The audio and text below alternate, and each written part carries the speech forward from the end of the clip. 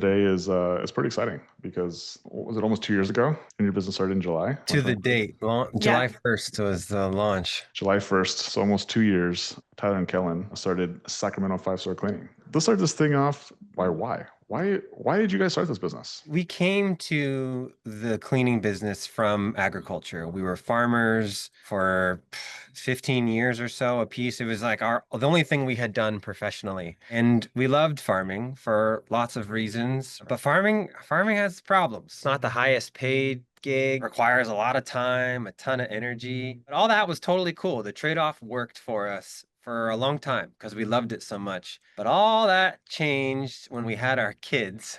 And I'm not blaming the kids by any. Pesky kids, they always get in the way of so much Well, fun. we couldn't, kids are not as expensive as I thought, but they do require money. And we couldn't be out in the fields picking vegetables when we were nursing. And kids, I mean twins, two at once. And Mm. we couldn't be out in the fields picking vegetables and flowers and fruit when the kids needed taken care of. And they were born in 2020 too. So this was like April 2020. So this is like peak hysteria. You got a buy one get one free deal here for the kids. Coupons, always a sucker for a good deal. We needed to do something different. And we could see that this thing that we wanted in our lives, right? It's pretty common for lots of entrepreneurs and people in generally, which is financial freedom, purpose freedom, time freedom, all that stuff. And the mentors that we had who had achieved this goal, right, were either that those doors had closed, right? You can't pull together some savings with a couple of your buddies and go buy 100 acres in out in California. Or my other mentors that we had, their bodies had given way and they quit, and we didn't have a lot of I don't know about hope, but it didn't seem like a clear path that we could follow. So this was all like, oh man, we got to figure out a different way of doing this to get these things that we wanted, these goals out of life. And so we decided to pursue business, entrepreneurship, real estate was going to be the thing I first Uh, started doing. I was like, I'm going to be a real estate investor. That's what I thought. And so because I kind of had this feeling that, well, I've heard of wealthy people own real estate. So I'm going to pursue that. And I quickly realized after paying for real estate mentorships, that real estate can be used as a wealth building strategy and also or a cash flow strategy. And we needed cash flow, right? We quit our jobs in a you know, way, kind of burned the boats without a plan, just savings. It became very apparent that we needed cash flow. So I pursued real estate for a while and got into the sub two mentorship, teamed up with another student in there. I was cold calling real estate agents in South Florida every day, and locked up in the room here for hours. I was trying to hit the East Coast morning time. So I was up super early talking to cold calling agents while I was in between calls, or when I got a little like fed up with hearing no or don't call me anymore for a while. I would just peruse the resources in the community. And one of them was a podcast. It was Jonah Corchin's podcast. And he Mm. had this guest on. His name was Logan Manzanares. And I was like, oh, I had never heard of you before. I think I'd seen your post in the community. So Oh, tuned in. And I think to zoom out a little bit, home and hearth is very important to Kellen, and keeping home and hearth orderly, tidy, feeling good, constantly in motion is something that has always been a part of her and a part of our relationship and in our homes when we've lived together. And we kind of joked about starting a cleaning business or an organizing business or something like that along the way. And then I listened to this podcast, and at the time you're promoting the masterclass. And I thought, huh, here I am, right? Other side of the fence. This guy talking about success in house cleaning business with zero experience. And it was just kind of one of those jokes that I came out to Kellen and I would kind of tell her what I'd been up to and these things like, I heard about this guy and this business and this thing. And it was kind of haha, yeah, we'll be a house cleaning business. Why don't we just focus on this one thing right now? Okay. Time passes and it's one of those jokes. It's like, yeah, so remember that podcast I was telling you about? Well, he had this free resource that I checked out, and I've, watched like 8 hours of content now, and kind of thinking I'm gonna continue watching this content. No promises, no commitments. The appeal that you had these things that we were seeking in life. You're talking about the success of Bozeman. So one, there is success. You were starting to, snowbird in Arizona. So not only did you have enough success to do that, to be able to, but also running location one, you know, at the time, splitting time, so semi-remotely. It's like, okay, that was cool. It was really hearing you talk about the community impact and community service. You guys talked about the house cleaning business the same way that we would talk about the merits of farming, right? It was this thing that was Yeah. bigger than us, impacting our community. And that to us was like, wow, we could put our hearts into this. We could really see this. And so simultaneously, wholesaling was just like I started in commercial before I got into wholesale. So the timelines, the cash conversion cycle was like 9 months for a deal. That's Yeah. not going to work. We're going to be out of money. So residential wholesaling, that's not going to work. Little did I know that the house cleaning business wasn't going to be much faster, but it was kind of like, okay, we have one more swing at this at entrepreneurship before we got to go back to farming our lives or get jobs or do something else. I heard about this thing. Decade in a day, we fly out there. It's the best chance we're gonna have at setting ourselves up from success from the get-go. Trusted this stranger from the internet who had some, you know, what I felt like a strong reputation. And in May of 23, we were on a plane to Arizona for the first time away from our kids to become house cleaning business owners. What day did you say you guys started the business? I feel like we push go on ads and say, okay, this is official. First day was July 1st. Yeah, so it's been 2 years. I spent 2 years to the date, and over some unexpected things that arose, maybe even like first 6 months of business that you guys didn't know that you didn't know. The first 6 months, so many things. We had gotten to a level of we were I would consider us to be successful in farming at our jobs. So we had built competency and skills and reputation, had confidence that this was gonna just boop, we're gonna follow through. Like we were managers, but never owners, managers at our farms that we worked for. We both had dabbled in entrepreneurship, like starting our own farms. We're gonna just roll with it. And the first 3 months, it was all going according to plan. And this was just the two of us. We're doing everything, right? So, because we had confidence in ourselves, we knew we could grunt, do grunt work with the best of them. We could learn cleaning. We just muscled our way through it, and it was working. And then I feel like it was once we hired employees and we had managed people too. We're comfortable with it, happy to manage someone. But that's when business ownership, the reality clicked in, and it was it was like Oh my God. those first Everything imploded. everything imploded. Employees like, we don't have training systems, we don't have all this stuff, complaints. We didn't know it all. We didn't know We didn't know shit. we knew how to work, but we didn't know how to own a business. We didn't know how to operate a business. Not like really.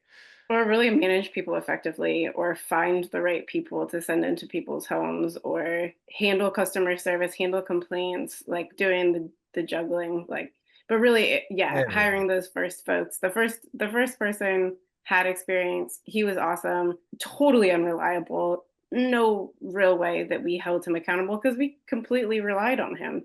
Yeah. Next two people did not know how to train them. Let the person we thought knew how to clean train them. He did not train them. And it was just absolutely a scramble ball of accountability and a system of training that was really thrown in our faces. And it was very hard. Honeymoon period is now over.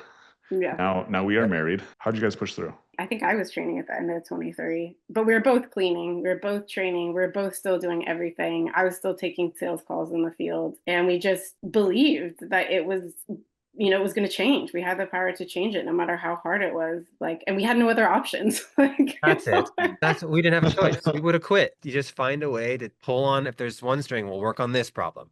Okay, new problem. Work on this problem, that problem, this problem. In the early days, that was it. As time passed, then we got more competent in certain areas, found systems, found resources, but it was just sheer grit in the beginning. There were always nuggets of things going well too. So there's the nugget of being in the Facebook group and having that resource and being able to, look at what other people were doing, ask questions, get guidance. And then there were things that went really well. We thought, oh, okay, well, that helps us keep going. If some things are going well, then there's reason to believe that more things will go well in the future. Do you guys remember roughly about like what revenue you guys were at when all this happened from like a monthly revenue standpoint? I think we had reached 10. Eight to 9,000. Oh, we're 8. Okay, Yeah. Tyler knows. About $8,000 a month. Yeah. And so up to this point, you guys had done about $8,000 a month, and you guys ran into the reality of hiring people and other people doing work and your ability to be able to communicate to other people. How are you guys getting customers? In late June was our Rolodex, right? In our phones, hitting up family and friends, free cleans, exchange for reviews. But then we got some momentum there, got some recurring clients, push publish. And then we decided, don't know why or how, but it was the opinions of others, that we would hire an agency to run ads for us so that we could just not worry about that, right? So someone's proven some revenue generation at the time. It was always Facebook and Google ads, but we started in the beginning and then took a step away, hired an agency to do it for like 6 months, I think, between the various agencies. The way we thought, like, oh my gosh, business is real. We have so much to take care of. The thing we can't compromise on is an inflow of customers. We got to have people coming in. Let's just figure out if we can set that and forget it and not have to worry about it. Do you remember what you guys were paying for that? Yeah. Paying, yeah, it was 14 or 1500 a month plus an ad spend was on top of that. Do you remember when you took back over the ads? Oh yeah. Saved my marriage, Logan. April of 24. What did you have to do? And then what were some of the results from you taking back over the ads? Built my own campaign from like followed every step, hit publish. We figured out an ad spend. I think it was like $50 to $80 a day, some baseline that you recommended. And we went from 9 leads a month to, we'll call it 20 leads a month. And it jumped up overnight, probably 5x, up to 100 leads immediately. When you get more leads, you get more reps, you get better at your skill much faster. And so all these things start to compound and you almost get paid to learn skills. We had taken back control of a critical like headwater part of our job, like this upstream task that impacts everything in the rest of the business. To answer that how'd you get through it question, doing that was one of those. We thought, okay, we can do this, we have control, we can turn this up and down, let's see if this works. And if it did, and we've since done that, right? We know how to manipulate the knob, so then we can turn things up and take action when needed and run our own business. So we'll jump ahead and then we'll come back to this part of the story. Okay. But like as of today, like how many leads do you guys get a month today? Between 300 and 350 and 400 on the same ad spend? It oscillates. So that was May was $100 a day. At what point did you guys actually reach that $20,000 a month marker? I think we did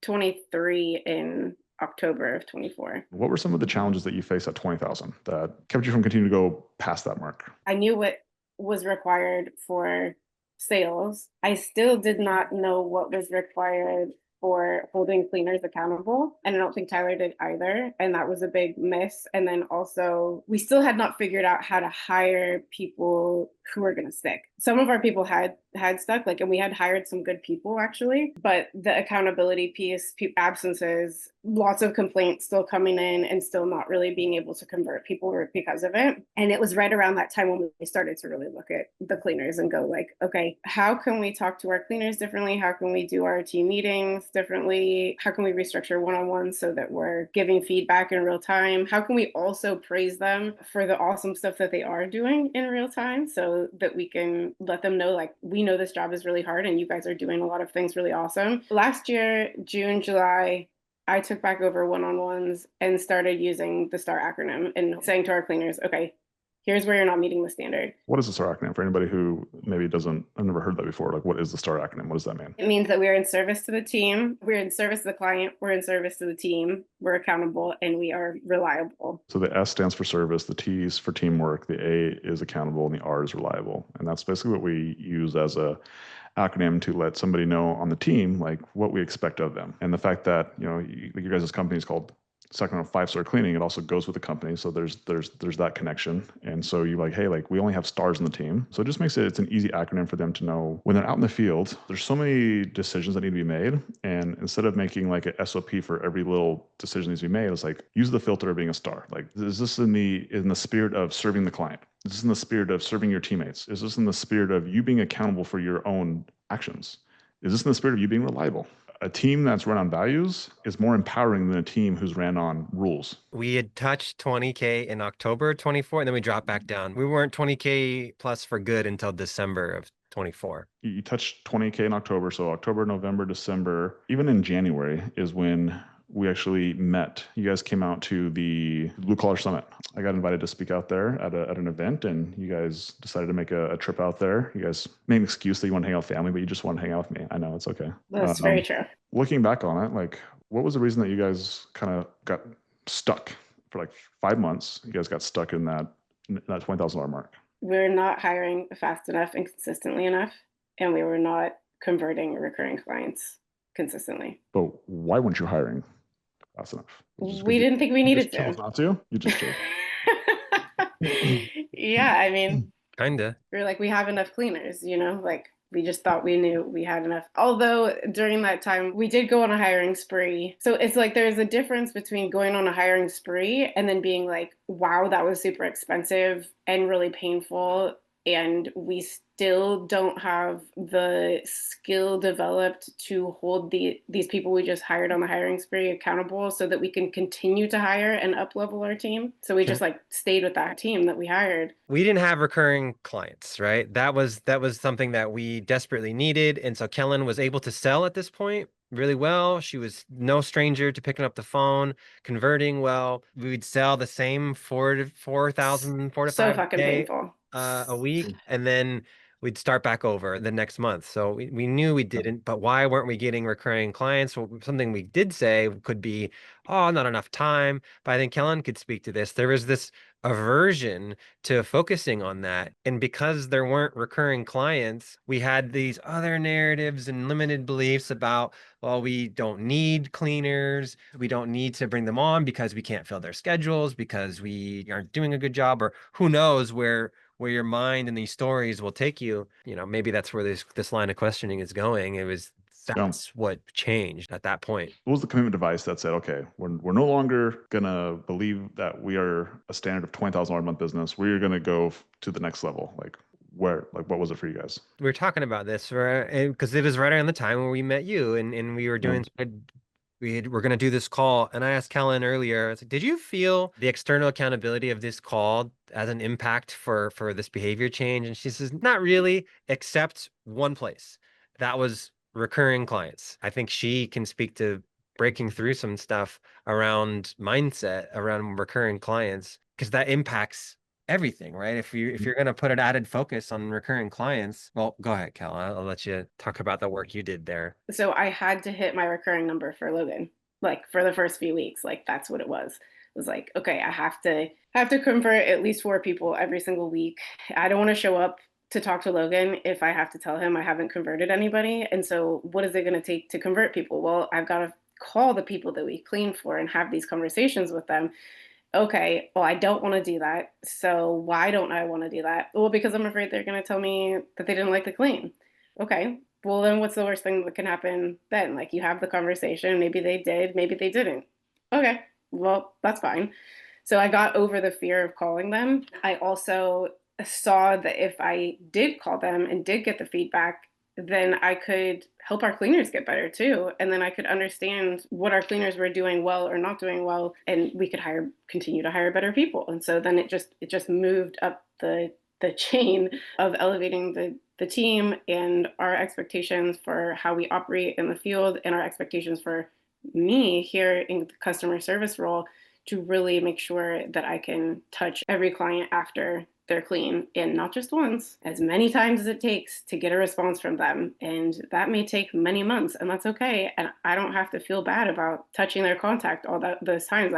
I should feel actually wonderful when they tell me to go away and they never want to speak to me again. Only then will I know that I have actually tried to reach them enough times. And that was the breakthrough. That was the thing that I needed to learn. From a fitness coaching standpoint, but it was a great cue for our whole thing, just saying recurring, because all this other stuff had to happen for us to get satisfied recurring customers on the books. It was this one thing, but actually it was all this stuff had to get more emphasis or more shifts in mindset and change and attention. That was the thing. It was recurring, a focus on recurring clients and a focus on service. Finding external accountability, finding what I call commitment devices was one of the key things in business in order for you to be successful. And there's lots of different things. I think just the simplest one is just coaching. Like, to be completely honest with you, is like just having somebody who knows what they're doing, who's done what you have done, who also has your best interest in mind to be able to hold you accountable to hitting the freaking goals. And so in February, we started just that process, and you guys did your calls, did your vision sheets every single week. And one of the things we focused on, Kellen, was what? What was the number one thing? Selling recurring clients. And at the time, how many recurring clients did you guys have? Less than 55. Now, fast forward to the end of June. So that's been 5 months. How many recurring clients do you guys have as of today? 105. So you've doubled the amount of recurring clients that you guys have had. You guys, it took you guys 18 months to get to 55 recurring clients. Mm-hmm. And then the last 5 months, you just doubled it. Was not afraid to call them and follow up and follow up and follow up and follow up, and not tell myself a story of like they don't want to talk to me. All this stuff, success, achievements, it's a reflection of a status change, of the whole business changed because Kellen changed and operations changed. So the type of people that we came on changed, communication cycles internally changed. I mean, a lot of the same characters, but everything was different. I mean, the cleaners cycled in, some of the same cleaners were still there. They changed. As you shift the goal, this is why it's such an elegant metric. You shift the goal, or you shoot the focus, and then it happens to impact all this other stuff. And so the business is different now. And now we have 105 recurring client level of operations now. And now it's on a path of growth, and it's just going faster and faster. For June, right? We're last couple of days of June. What are you guys at for June? What is your monthly revenue? 40K. 40,000. Double your recurring clients, double your revenue. We went 18 months to get to 20,000. And then in the last 5 months, you guys have doubled your business. Yeah. Yep. It's crazy. It's so cool. Thank you, Logan. There's a great story called 3 Feet from Gold. The miners, they're digging for years, and they stopped. And they sold the mine, and the person who bought it dug for 3 more feet and hit gold. And in business, that is more true than it is not, is that we just think that we've reached our capacity. We've reached our wits end. We've done all that we can do. There's nothing more I can do. In business, people don't quit because they run out of money. Some people do, but most people don't. Most people quit because they just run out of energy. They run out of hope. They run out of belief that they can do it. Like Tyler said before, it's like, you're just right there. You're just on the other side. Like, just on the other side of just trying one more time is your breakthrough. It took you 18 months to finally get an idea of like what it took. And then once you figured out, like, was it easy? Was the last 5 months easy, even though you knew what you were doing? No. Every week or every month felt like, all right, well, maybe this is the month that will turn the corner. And then it got harder, or still hard, or different hard. Like, oh, maybe this is the one. Business is never easy. Even when you're growing, even when you double your business, like, it's still not, like, it's, in fact, sometimes it feels harder because you're having to do more. You're having to grow capacity. You're having to go through more no's to get more yeses. And that's just the reality of business, is that it's a reps plus frequency. Right? You have to be in the game in a long enough period of time, but also you have to do enough work while you're in the game. You have to do the right type of work in order for the thing to grow. It's going to take you a decade in order for you to really get a grasp on business. And so the fact that you guys are 2 years in, and where you guys are at is like you're ahead of schedule. And so while this whole time you might have felt like you're behind, like, you guys are so far ahead. You know, my first 3 years in business, I made $135,000 in 3 years. Like, that's $5,000 a month, less than, for 3 years. Like, you guys are far more ahead of where I was back then. And as long as you reframe that, just like you reframe the recurring client situation of like, I actually don't want more people to tell me no. The more that you can reframe things and be like, man, I'm so far ahead. Like, all of a sudden you start to have different feelings inside you. And those feelings, they elicit different behaviors. And those behaviors are going to be a reflection of what your outcomes are. And so business skills, very, very important. You can tap into the emotional intelligence of just like being aware. Actually, there's 2 of them. There's self-awareness first. You gotta be like aware that like, I'm afraid of something, and be able to acknowledge it. And then secondly, now, like, are you going to actually do something? Are you going to do a different behavior? Or are you just gonna be like, yeah, I'm actually afraid, so I'm just not going to do it? Or you're gonna be like, yeah, I'm afraid, but I'm going to change my behavior. Like, that's the skill set that allows you to do the things required to get the reps in order to gain the skill sets to allow you to grow, because the business is growth. It follows personal growth. And so again, for these next 6 months, if you guys can stay focused and you guys can continue to get more and get better, like, is there a probability we can double this thing again in the next 6 months? There is a probability. There's a probability, yes. Any last words of wisdom that you guys have for people out there who are maybe stuck? They're stuck in their business, whether it's 20,000 a month, 30,000 a month, maybe they're stuck at $40,000 a month. Like what advice would you guys give them in order for them to be able to get unstuck? Either you develop the skills to do it yourself or you get somebody else to tell you, but there's probably some belief that you think it's not what you don't know, it's what you think you know that isn't so, right? I think it's something like that is where there's something going on internally, some belief you have about your market, your business, your operations, that's probably the thing holding you back because people can work hard, people can implement systems there, but find a way to get a sounding board in front of you. I mean, really at a high level, that's what it is getting that support and like belief in yourself and from others that it's just completely possible. And then knowing with being like having that in your backpack, going into your CRM every day and just clearing the inbox, calling the people you need to call, getting on your one-on-ones, saying the thing that needs to be said, and knowing that like then it's done. And then like you just do it all tomorrow and it becomes fun and it's not like this looming thing in the background. Accountability is something that not everybody wants. The majority of people want to keep their head in the sand. They want to shield themselves from accountability because that means that it's so much nicer to be told I'm pretty rather than you can look better. So thank you guys so much for letting me be part of this journey with you guys, be able to hold you guys accountable. Anybody else out there who's listening to the story, like if you guys want some help and you guys want some coaching, there should be a link somewhere down below that you can apply for one-on-one coaching. And yeah, you get to hang out with cool people like Tyler and Kellen and the other people who are inside the community. Thank you, Logan. Thank you, community. Couldn't have done it without you all. Very true. Thank you guys.